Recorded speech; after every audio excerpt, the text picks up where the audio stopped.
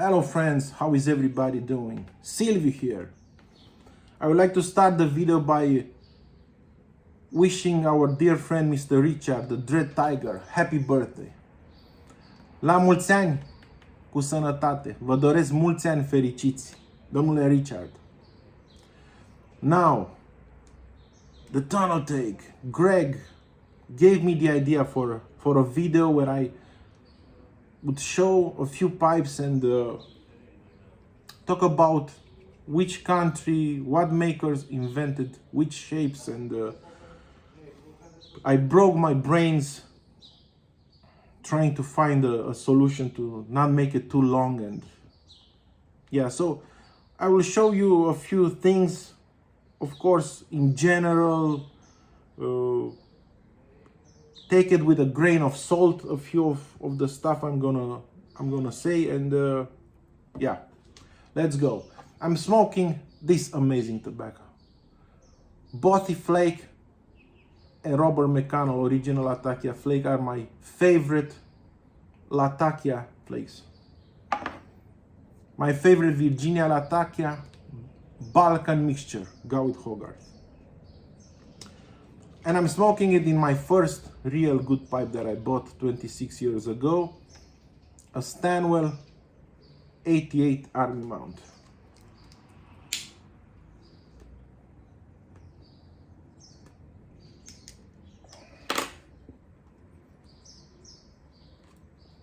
Sweet baby Jesus. I love this tobacco. It is so similar to Revor plug. It's very, very strange. Revor plug has no Latakia, and this is Latakia Kentucky Cavendish. I actually put them side by side and they look identical and they smell so similar. So first pipes were made out of clay, then for a long time made out of meerschaum. French invented the briar pipe. Many of these shapes were actually made before in meerschaum. Now the most French shape ever, it's the bulldog, which was invented before 1900, and it was called Haiti. Then an advertisement with a bulldog dog smoking a bulldog pipe came, and everybody started calling this pipe bulldog. Later, Dunhill stole the shape, and like Dunhill always did when they put something new in their collection, let's say, they renamed everything, okay? And they call it Rhodesian. So there is absolutely no debate. The diamond shank with this type of ball, it's a bulldog. The round shank is a Rhodesian. Now, they were looking, so now we love handmade products. Back in the day, they loved everything machine made. So in France, they were looking for a shape that could be made almost entirely by machines. And they came up with this shape that now I call the American shape, because although it's my least favorite shape, I never met an American that doesn't love this shape. I think they have it in their DNA, so I also call this American. The French also invented the band pipe. This is a Dunhill, but it's a good example. And they also invented the bend pipe with a bigger, which was a secret how to make the bend pipe with a bigger distance between the ball and the shank, that they then Dunhill rename it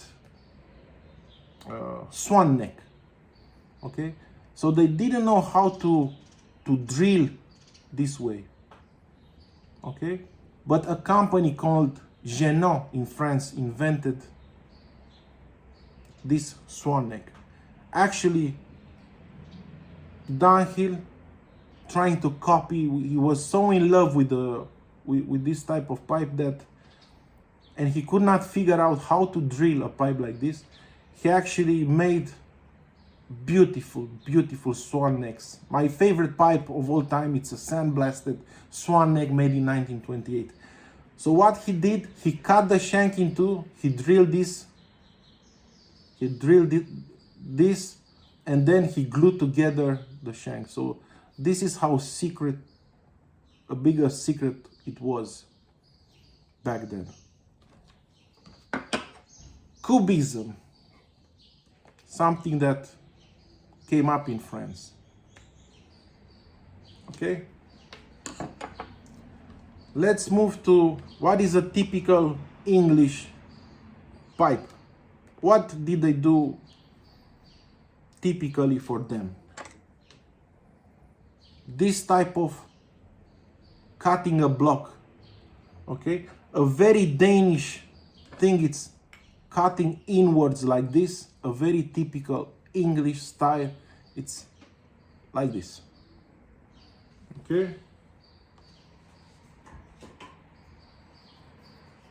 see, inwards and outwards, or how do you call it? So this is a Dublin. What is also typical of England? The prince shape. First invented by Dunhill for the Prince of Wales, I think. There is another shape, the Duke, for the Duke of something. Okay, that I don't have that shape. So the prince, made for a prince. In the 30s, and Dunhill invented the bamboo shank. But later they used this, actually they invented this during the war. I know, so they invented this actually in the 30s, but in the Second World War, when finding briar was hard, especially bigger pieces, was very hard, they start applying these bamboo shanks to a lot of their pipes. Okay, and this is the system how they did it. So they had a small piece of briar, and they made a ball. See, and they just added a screw here.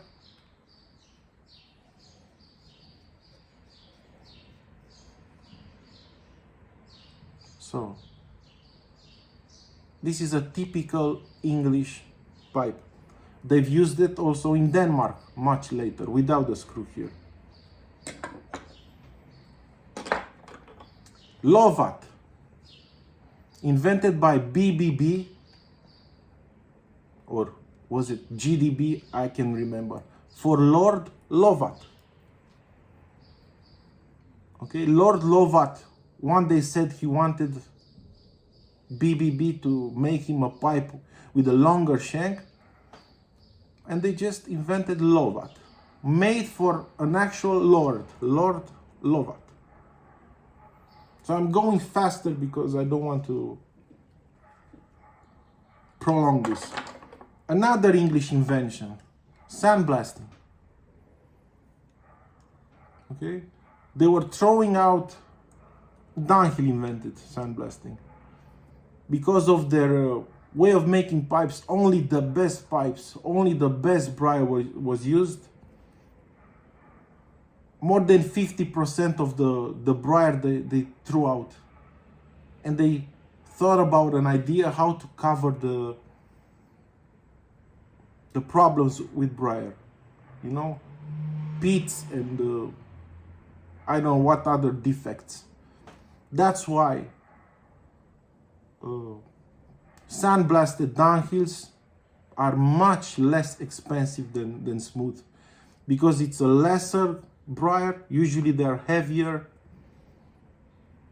and yes, another English invention. Now look at a typical English rim, straight like this. Look at a typical Danish rim, rounded. See?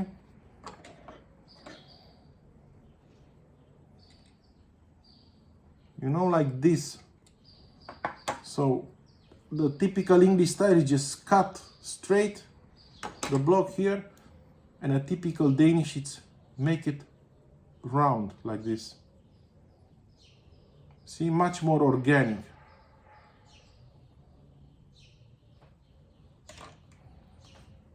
Now, going to Ireland, what Ireland invented.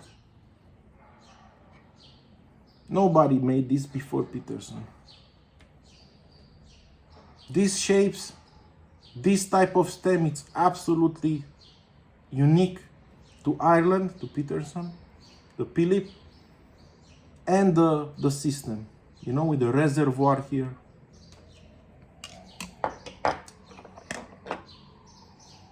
Now,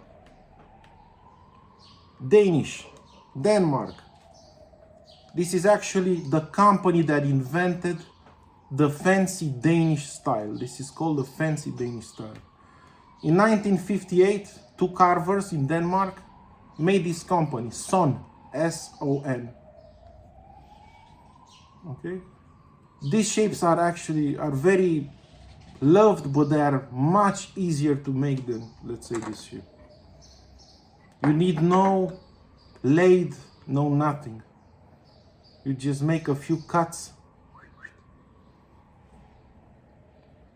and they are done. So freehands are the easiest pipes to make. This type of stem, it's totally original to Denmark. Another great freehand. This is a Soren pipe, but not a factory Soren. So this man, Soren, have a pipe factory since the 60s. But himself only uses Corsican briar, only perfect pieces of briar with no flaws, and only straight grain. And he makes himself around 20 pipes a year, Mr. Soren. Okay? I wish I had better light. This pipe has amazing straight grain.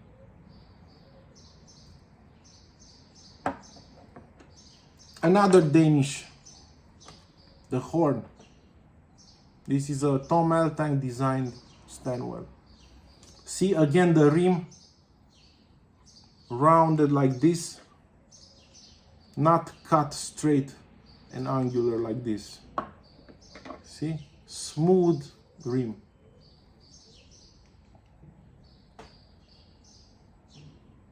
The horn.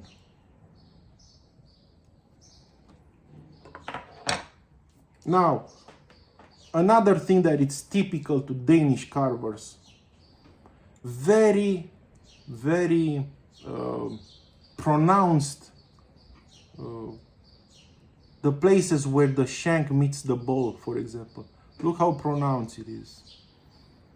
Again, inwards, like this. Again, smooth rim. This is a Vio Larsen from the 70s. Great pipe.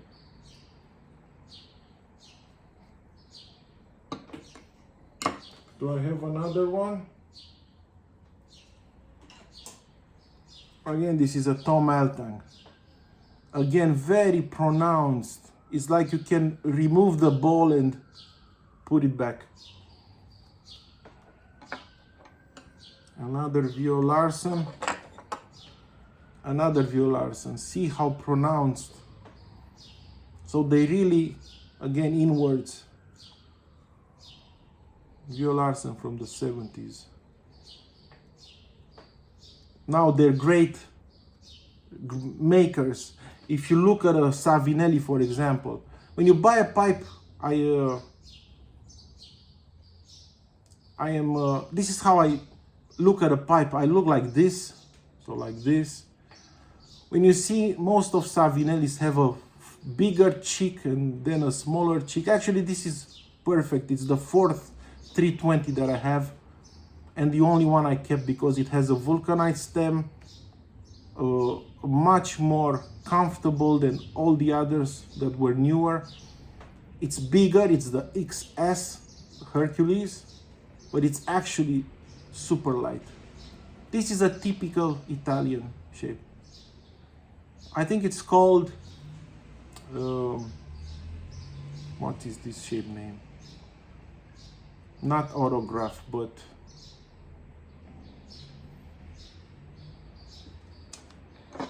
let me take a few more puffs.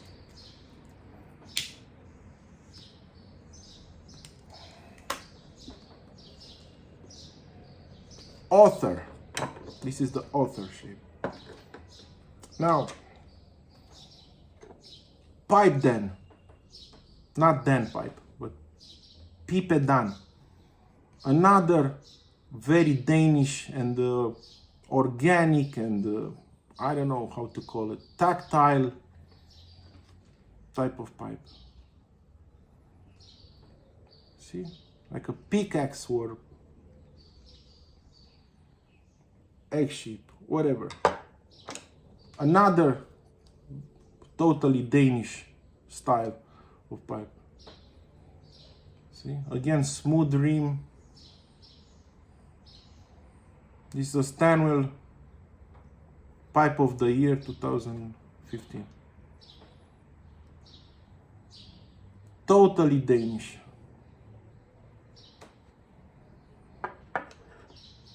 Typical American, what else but the corn cobs. Okay, these are actually made in a Danish style, freehand style, but the corn cob was actually also used in Europe, but they made the corn cob famous, Missouri Meerschaum. And not only, there were many companies in US that made these corn cob pipes. Now, Central Europe, Tyrolean pipe, Austria, Germany, typical Central European pipe.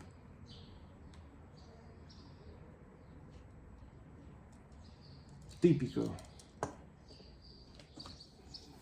Italian, I don't have great examples. What they actually do, and that's why they are not my favorite, they take classical Danish pipes and classical Danish English pipes, and they reinterpret them. So I haven't seen a perfect classical shape made in Italy yet. They like this idea to reinterpret shapes, which, whatever. But something totally Italian, this finish, Corallo di Mare. It was the best kept secret in pipe making industry, how to make this Corallo di Mare. A lot of people try to copy it. I still don't think they can make it identical to Savinelli. This is a 1990 La Mie Pipe. It's a celebratory pipe with the signature of Achille Savinelli. Okay, Corallo di Mare. And not to make it too long, I will stop here, and I hope you have enjoyed it.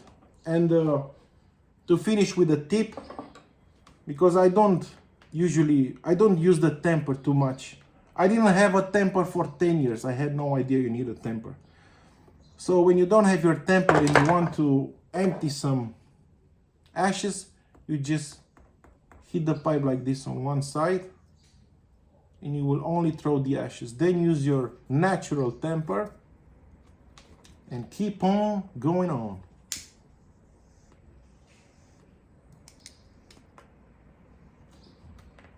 Sweet baby Jesus, I send you all my love.